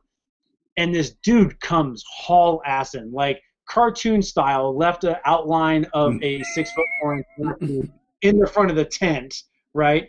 And he comes in and he's like, I got bit by a snake. I was like, oh, fuck, like, lay down. Like, where did it bite you? And he looks at me, and he's sweating. He's white as a ghost. He's scared to death. And he says, either on my hand or on my leg. Oh, fuck. Perfect. All right, well, show me both hands and both legs. Like, I'll bite, right? And I'm looking, there's nothing, right? There's no punctures, there's no fang marks, there's nothing. And so I take his blood pressure and I'm checking his pulse, and obviously it's high. And I'm like, how long ago did it happen? He's like, 30 seconds, man. I hauled ass up here. Like 5 minutes later, I'm trying to check this dude out and figure out what's going on. Some other dude from his tent. So if you picture a tent, I can't remember what Alaskan shelters are, say 15 feet by 30 feet, and then just like a bunch of cots packed into it. So there's like 16 to 20 people in a tent. One of the dudes from his tent comes walking in, calm as a cucumber. He's like, hey, is so-and-so here? He's like, yeah, man, he's right here. He said he got bit by a snake. We're trying to figure out what's going on. It's like, man, that fucking snake didn't bite him. He picked up his bag. There happened to be a snake. He fucking hauled ass out of there before anybody could say anything. Scared the shit out of the snake. It went slithering out in the other direction. It didn't bother anybody at all. But we couldn't even catch him to tell him. And here he is laying there. What the fuck? Right? Oh, phobia's real, actually. That's fucking great. Jesus. Pat, before you get into your facts and stuff about Veterans Day, you want to tell some more of that joke? Yeah, let's do it. So, kid's failing halfway through his freshman year. His dad's like, anything you want, anything in the entire world, I'll give you if you pass your freshman year. Kid passes his freshman year. Dad's like, listen, I've never seen you have a girlfriend. We could work on, maybe getting some driving under your belt, get you ready for your license and all that stuff, whatever you want to do. And the kid's like, I just want a green marble. This kid's failing halfway through his sophomore year. Dad's like, anything you want. How many marbles are we up to? We'll do the math. It's kindergarten plus 9. Oh, okay. That's so 10. Kid's failing halfway through his sophomore year. Dad's like, anything you want, anything in the entire world, I'll give you if you pass your sophomore year. Kid passes sophomore year. Dad's like, anything you want, anything in the entire world, I'll give you if you pass your sophomore. Because you pass your sophomore year. Kid thinks about it real hard, and he's like, I want a red marble. The dad's blown away. He gives the kid the red marble, but he's shocked. So the kid's failing halfway through his 11th grade. It's junior year.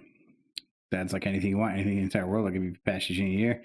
Kid passes his junior year. Dad's like, anything you want, anything in the entire world, I'll give you because you passed junior year.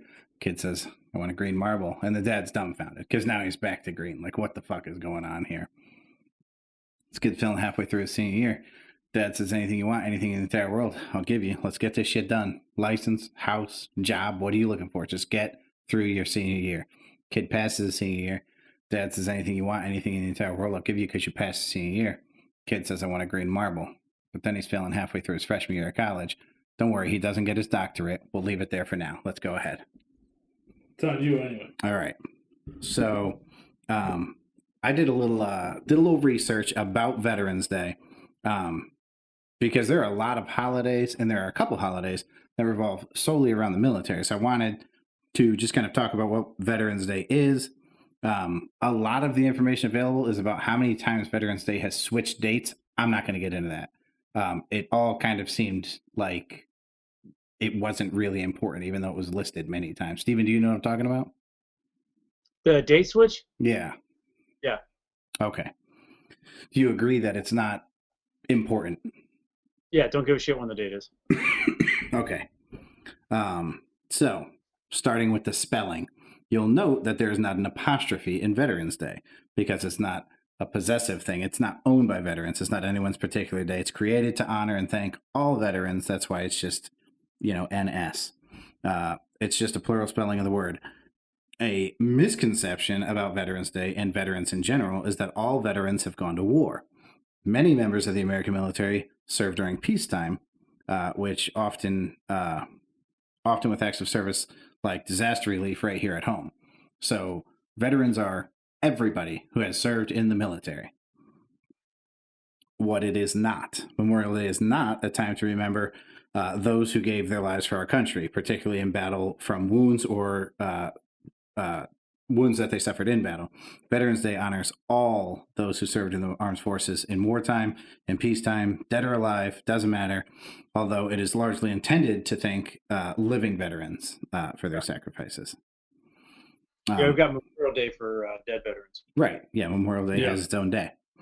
That's where we're moving to, actually. Since veterans are technically people who served in the past, well, there is what's called Armed Forces Day. That falls on the third Saturday in May. That's very close in proximity to Memorial Day. That's for living military. Never knew that. However, really? Oh, look at that. Education with Pat. Track of like how many times, like. Do you get any, do you get a lot of thank you on Armed Forces Day? I didn't even know Armed Forces Day was a thing. I'm sure it pops up like on my Facebook feed once a year, but. I gotcha. It is found widely acceptable to show appreciation for all military, past and present, on Veterans Day. How big is it? World War I was a multinational effort, so it makes sense that our allies also wanted to celebrate their Veterans Day on November 11th. The name of the day and the types of commemorations differ, however. Canada and Australia both call November 11th Remembrance Day, so you've heard that, right? I never knew it was the same thing. Remembrance Day, they have the red poppy flowers they pin. That's to honor their dead. In Australia, the day is more similar to our Memorial Day, where it's really about the loss. Great Britain calls Remembrance Day, but observes it on the Sunday closest to November 11th with parades, services, and 2 minutes of silence in London to honor those who have lost their lives in war. So in Britain, they're doing it bigger than us, which is crazy to me. I feel like we should be doing it bigger than anybody else. Well, I mean, man, if you look at World War I and World War II, for us, that was one thing that struck me about when I was stationed in the Netherlands on that NATO assignment, was like the collective psychology of the continent that was actually ripped apart by the two world wars.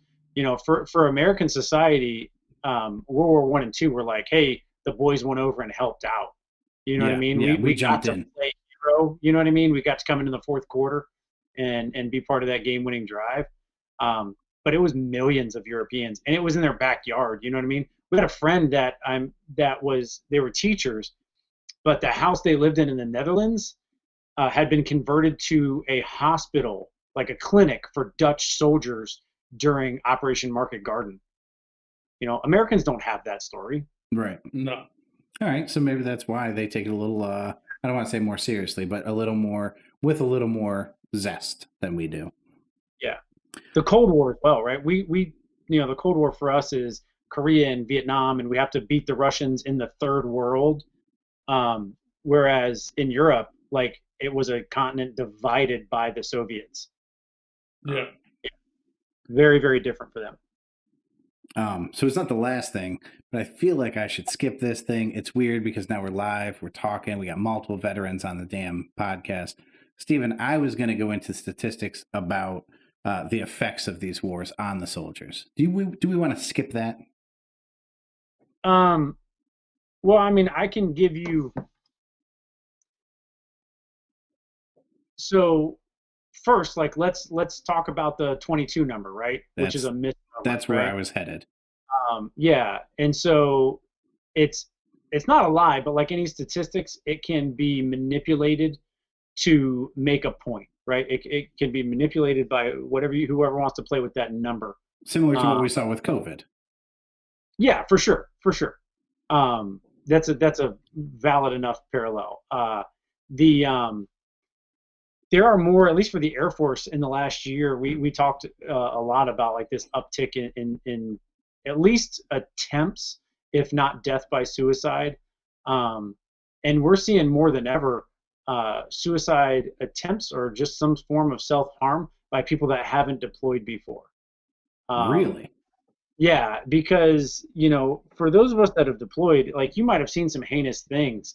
But there's, again, like, connective tissue. Like, I use that phrase a lot, but it's true, right? Like, when you're connected to something, you feel a part of something, and you don't want to let other people down, right? And when you're disconnected, harming yourself seems like a more valid option.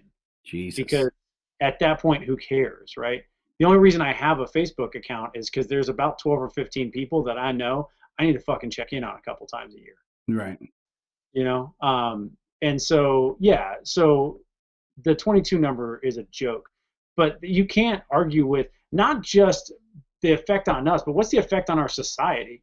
Our society is numb to the fact that we've been at war for 2 decades. True story. And it's not major combat operations like it was in September, well, not even September, but like January, February of 2002, after 9/11. But there's been Americans in some form of supporting roles in combat operations in the Middle East. Central and South America is hot. We're just numb as a society to the fact that we put America's sons and daughters in harm's way every day. There are people graduating high school who have never been a part of this country when we weren't somewhere.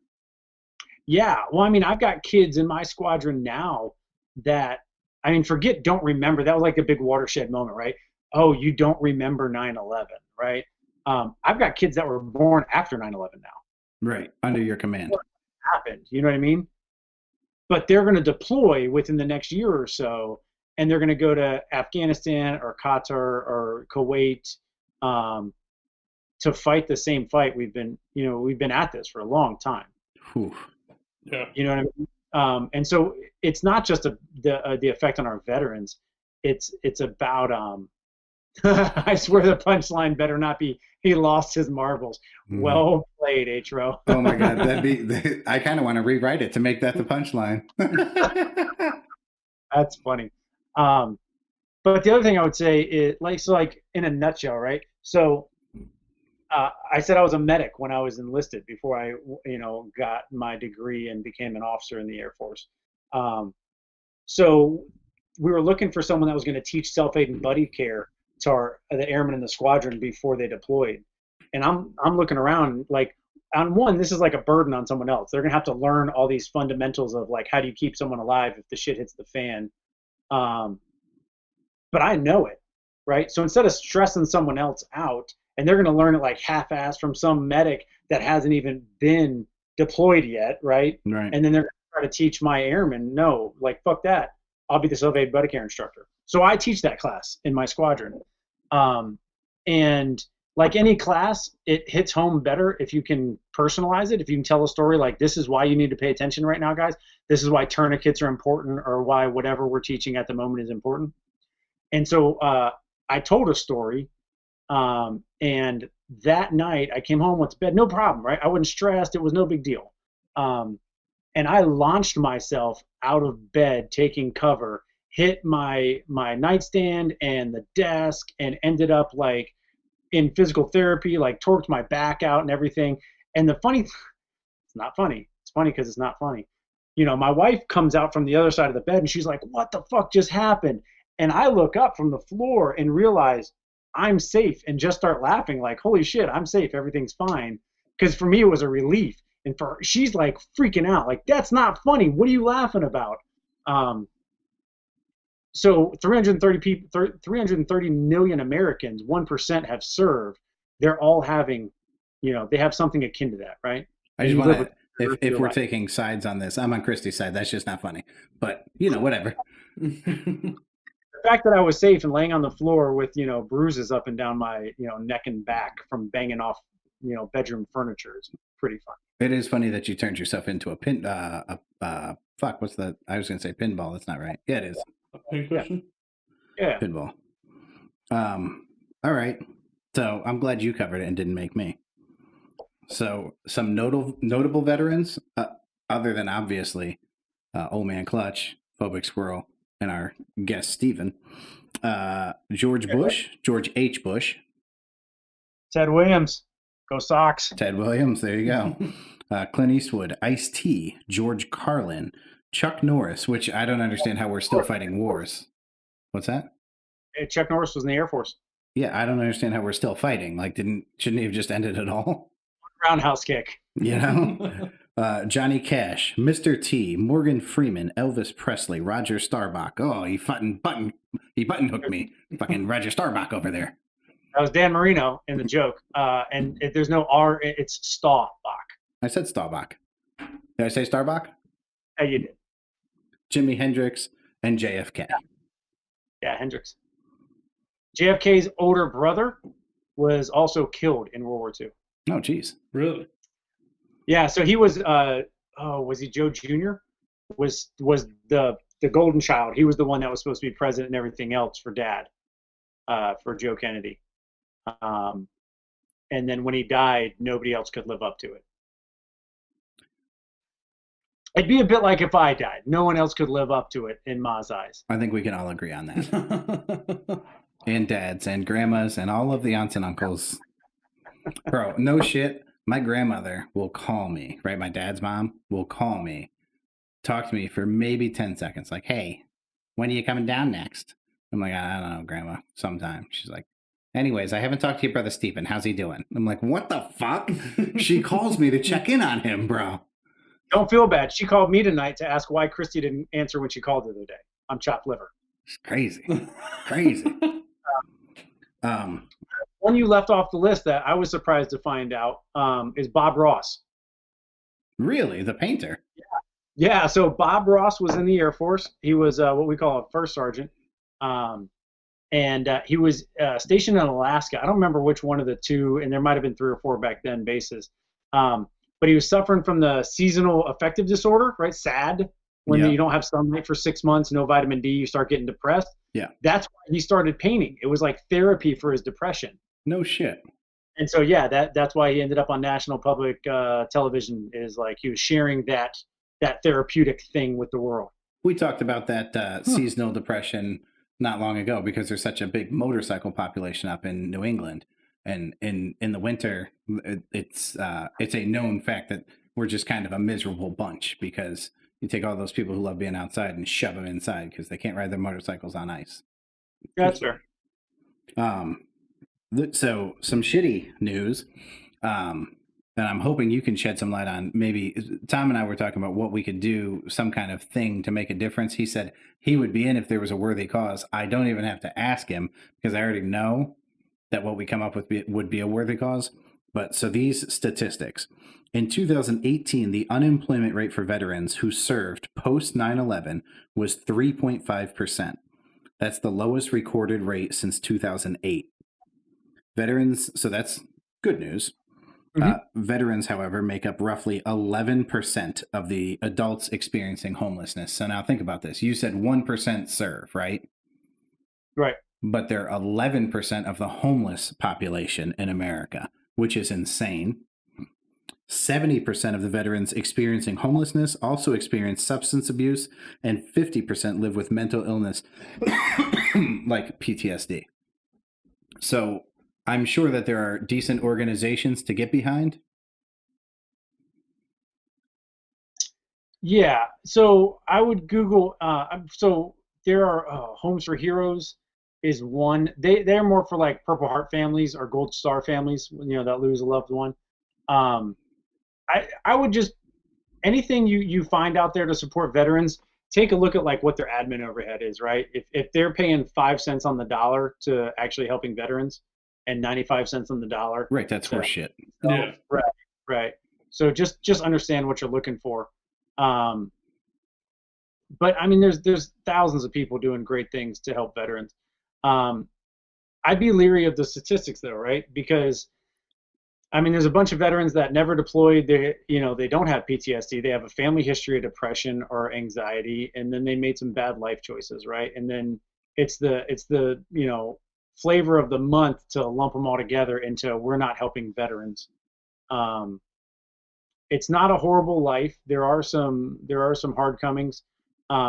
We tend to take care of each other, and we can pretty well take care of ourselves. A lot of the people, so like my friend's brother that died by suicide, their mother died by suicide. Okay. That was in a way related to service, right? Like the things that cause suicidal tendencies, suicidal ideation, self-harm, depression, anxiety, also draw people to military service because they're looking for their way in the world. Sure. So it's not like the military just breaks people. People have problems. They serve in the military, and then they still have those problems. And so I would caution anything that's like, hey, we need to take care of our veterans. Like that's a valid instinct, but we need to just take care of people. I certainly, I mean, even yourself. Here's a kid. I mean, he was a hell of a football player, very smart, very well liked, and you ended up at what? How old were you when you joined? 19. 19. Not really doing anything. You're working at a sandwich shop, kind of looking for your way. I was a sandwich artist. Yeah, you and I both, baby. You and I both.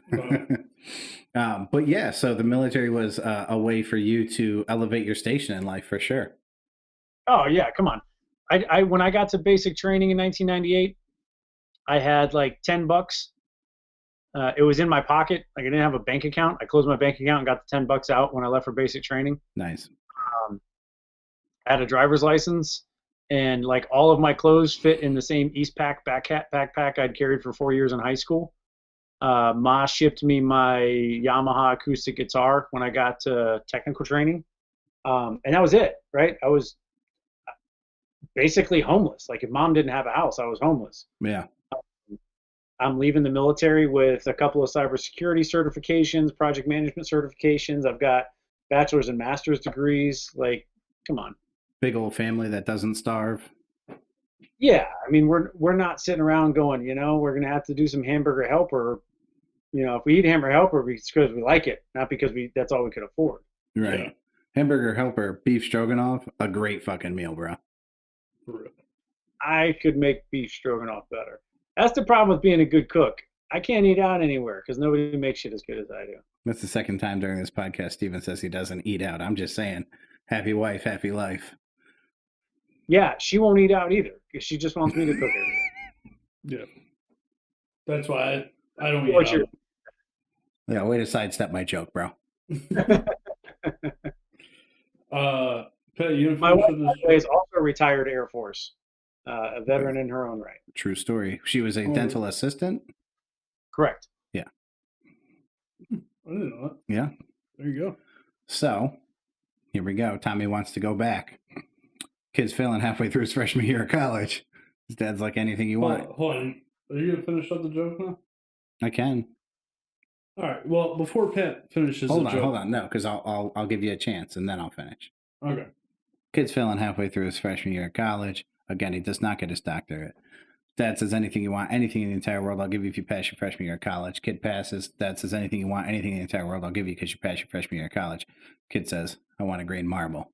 Kid's failing halfway through his sophomore year of college. Dad says, anything you want, anything in the entire world, I'll give you if you pass your sophomore year of college.